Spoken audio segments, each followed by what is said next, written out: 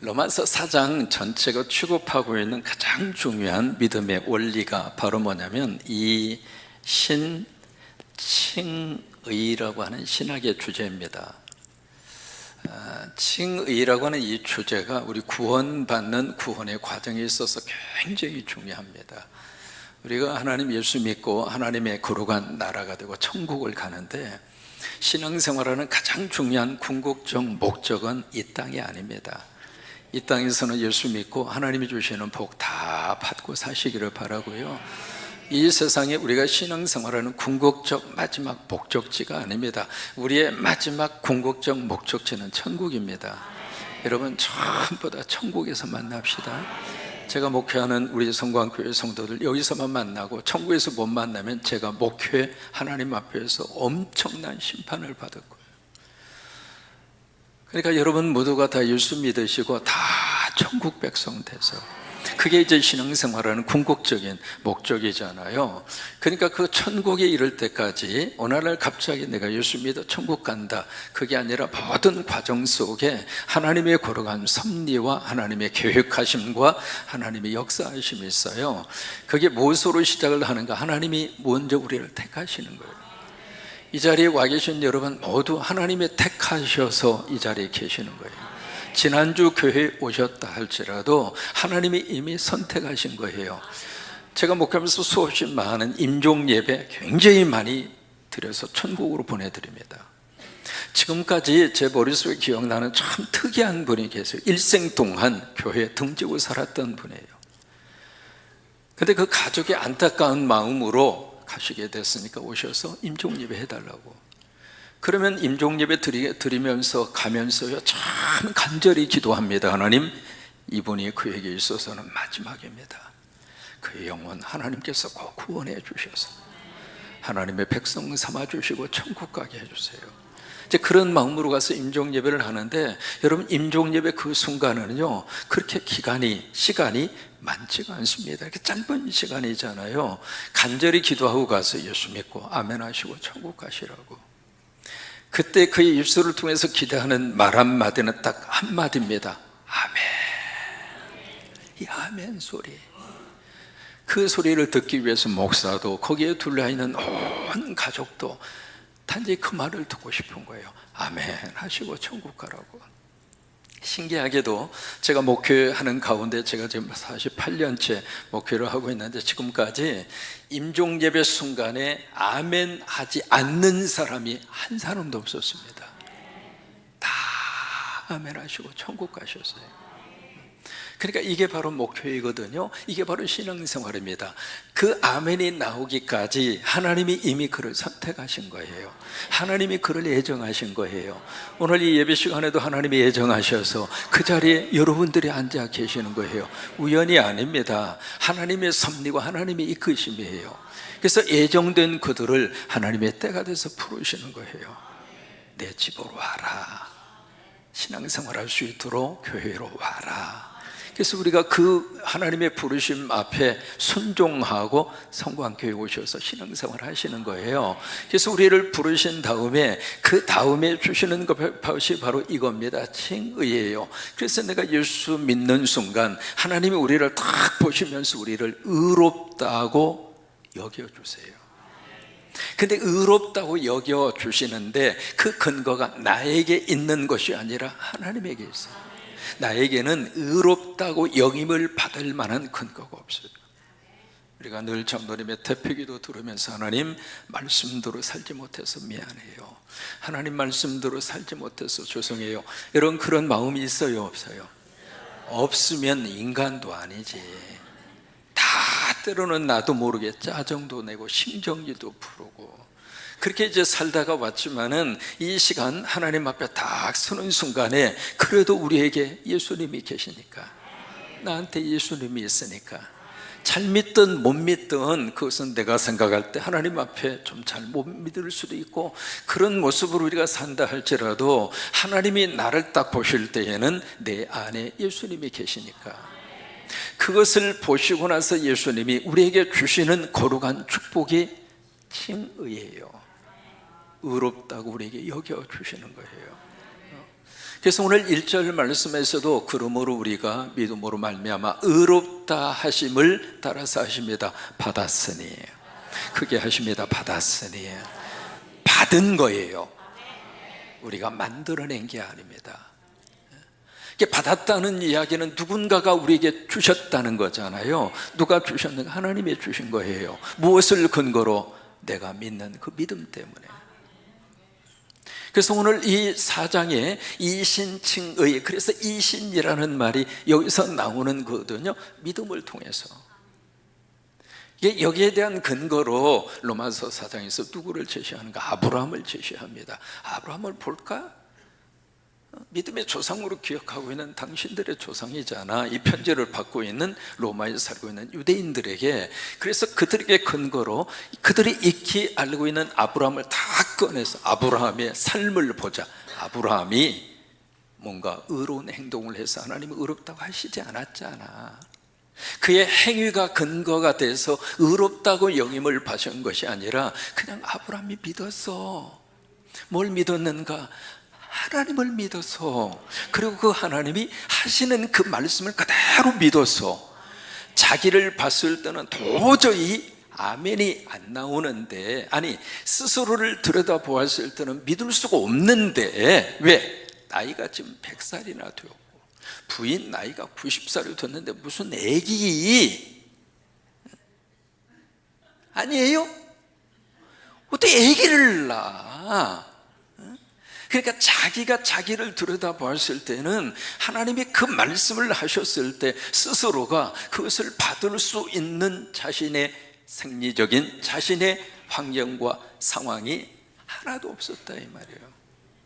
근데 그 순간 아브라함은 하나님을 봤어요. 나는 그렇지만 저 하나님, 저 말씀을 하시는 하나님이 전능하신 하나님이다. 저 말씀을 주신 그 하나님이 세상을 창조하신 하나님이고, 그 하나님이 하고자 하시면 하시는 분이다. 내 능력은 제한되어 있지만 하나님의 능력은 제한될 수 없는 능력에 전능하신 분이다. 여러분도 믿으시면 아멘. 그렇다면 그 하나님이 하신다면 하시잖아. 그게 아브라함의 믿음이에요. 이제 우리 속에 어떤 영적 자기의식과 자기의 셀프 아이덴티티가 필요합니다. 내가 누군가. 왜 이게 확인이 되어져야 사람이 삶의 모습을 살아가면서 자기의 주체성과 자기의 아이덴티티가 흔들리지 않아야 사람은 어떤 환경이 주어지도 주눅들지 않고 살아요. 로마서 4장과 5장은 바로 그 부분을 우리에게 집중적으로 말씀을 하시고 있습니다. 그래서 이제 우리가 하나님의 자녀가 됐으니 더 이상 죄인이 아니라 의인이 되었으니, 그 다음에 하나님이 무슨 축복을 약속을 하고 있는가? 세 가지의 축복을 약속을 하고 있습니다. 첫째로 1절에 보시면 그로 말미암아 하나님과 더불어서 어떻게 사는가? 하나님과 화평을 어떻게 하자? 누리자. 예수 믿기 전에는 하나님하고 관계가 별로 안 좋았어요. 불화의 관계였어요. 하나님을 등지고 살았습니다. 하나님이라고 하는 말도 입에서 나오지 않았습니다. 하나님이 두려운 존재였습니다. 사람은요, 어쩔 수 없이 종교성을 가지게 돼요. 왜요? 참 인간처럼 연약할 수 있나요? 뭐라도 의지하지 않으면 사람은 참 살기가 힘들어요. 여러분 그렇잖아요. 저는 지진이 많이 일어나는 지대에서 살다가 와서 처음에 한국에 딱 보니까 거기에 이제 우성 아파트라고 전주에 12층 거기에 딱 얻어놨길래 처음에 올라가서 주여 얼마나 두려운지. 이게 높은 데서 살아보지를 않았어요. 20년 동안. 근데 거기서 딱 올라가서 창문으로 바라보니까 모악산이 바라보아서 참 경치는 좋은데, 주님 이 지린나무 어떡하지? 지린나무 어떡하지? 사람이 참 연약합니다. 연약하기 때문에 종교적인 이름으로 뭐라도 사람이 붙들고 사는 거예요. 우리가 하나님으로부터 이 죄인의 자리에서 예수 믿어 의인됨의 자리로 오기 전까지 우리는 하나님의 두려움의 대상이었어요. 근데 이제 하나님과 화평을 누리자. 하나님과 관계가 정상 회복이 됐어요. 하나님과의 관계가 이제는 소통의 관계가 됐어요. 하나님과 늘 친하게 지내요. 하나님하고 같이 두고 살아요. 그래서 우리가 하나님을 뭐라고 부르는가? 아바, 아버지라고. 저는 이 하나님이 아바, 아버지라고 하는 사실이 너무 행복해요. 같이 하십니다. 하나님, 아바, 아버지. 저는 이 아버지라고 하는 단어에 한이 맺힌 사람이에요.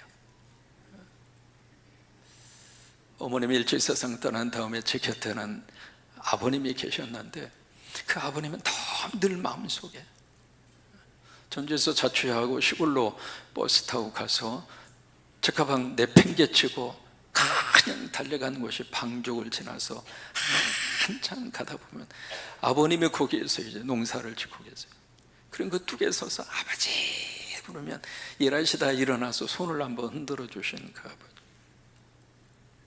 일 끝날 때까지 옆에서 이제 개울가에서 이렇게 놀다가 다 끝난 다음에 거기서 이제 아버님하고 집에 이렇게 오는데 뭐라도 도와주고 싶어서 참 제가 그렇게 얌전했었어요.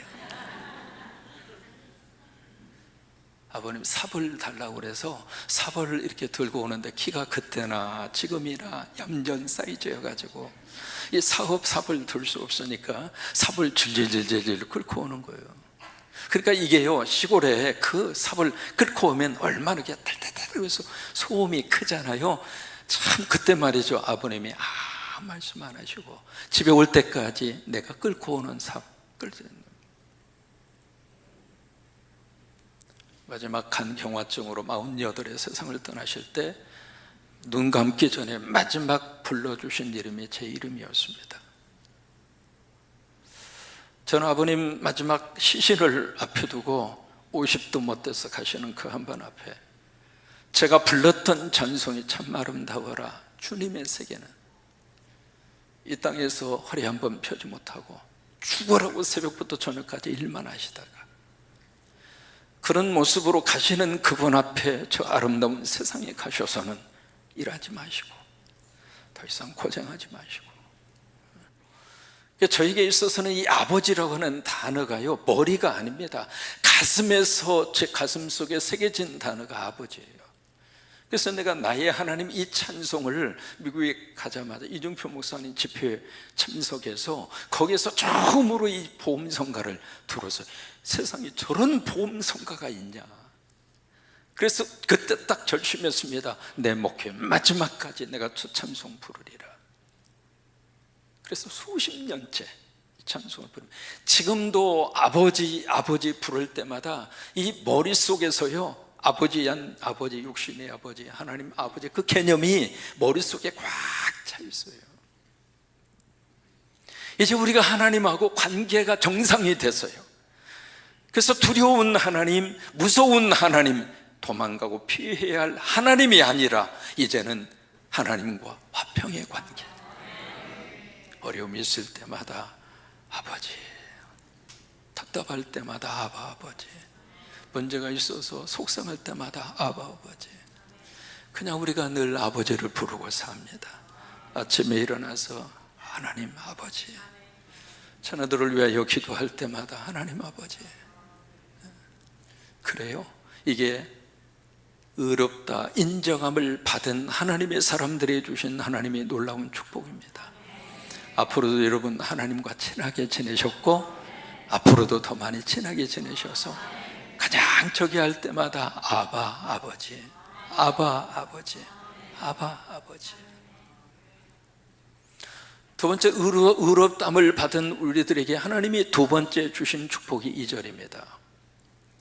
2절에 보시면은 2절에서도 1절에 나오는 단어가 같이 나옵니다. 그로 말미암아, 또 하나 믿음, 두 가지가 같이 나옵니다. 1절과 2절이 예수 그리스도로 말미암아, 그 다음에 믿음이라고 하는 단어가 똑같이 나와요. 그러면서 그 다음에 주신 말씀이 은혜에 들어감을 얻었으며, 이거예요.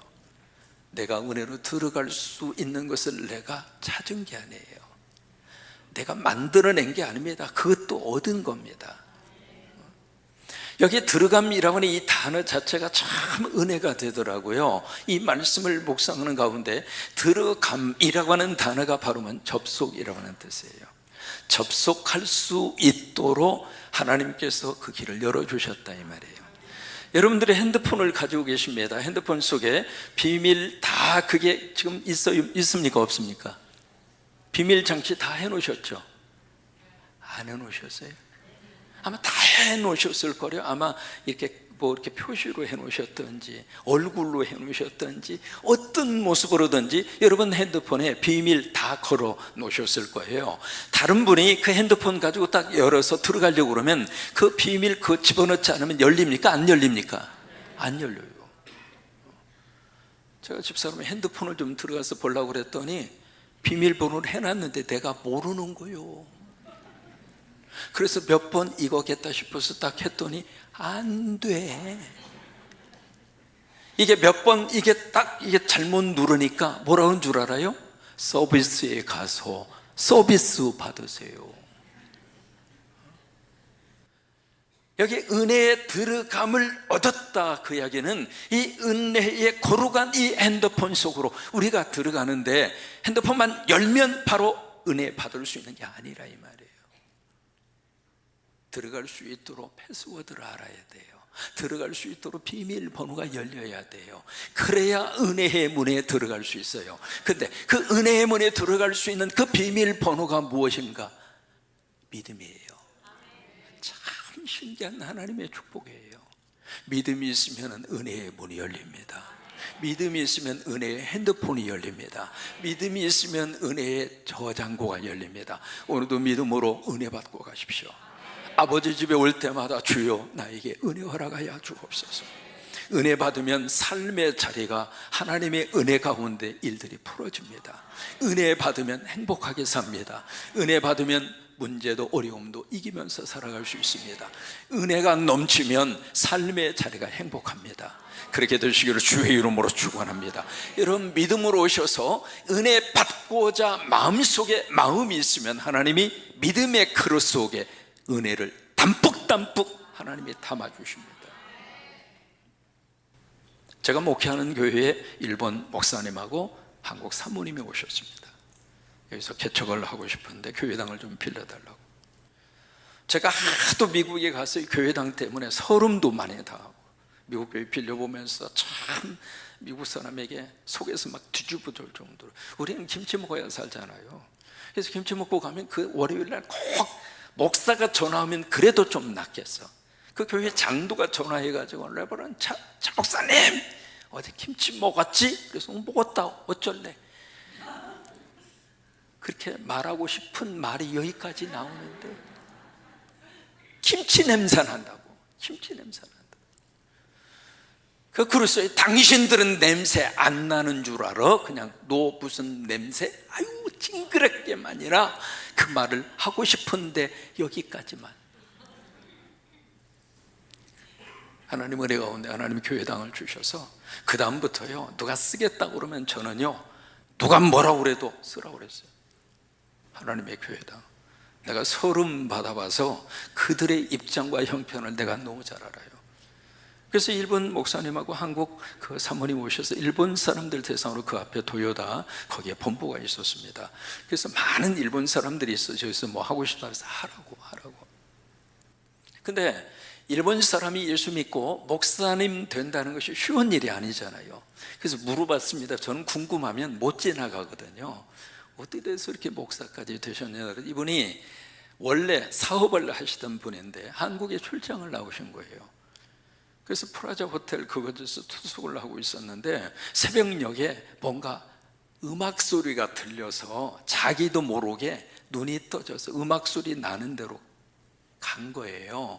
갔더니 뭐 이렇게 불이 켜져 있고 앞에서 누가 뭐라고 하더니 불이 톡 꺼지더니 거기서 이제 어떤 사람이 주저주저 하는데 다른 말은 한국말은 잘 안 들렸는데 아버지라고 하는 그 말이 자기 귀에 들렸대요. 근데 거기서 누군가가 아버지라고 하는 그 말이 자기의 마음속에 영혼의 메아리로 들린 거예요. 나도 저분이 찾는 저 아버지를 나도 찾자. 그게 계기가 돼서 이분이 예수님 만나고 어디로 갔느냐? 어디로 간 것 같아요? 교회 간 거예요. 새벽 기도 자리에 참석한 거예요. 앞에 서 있어 주저주저 하시는 분은 목사님이었고요.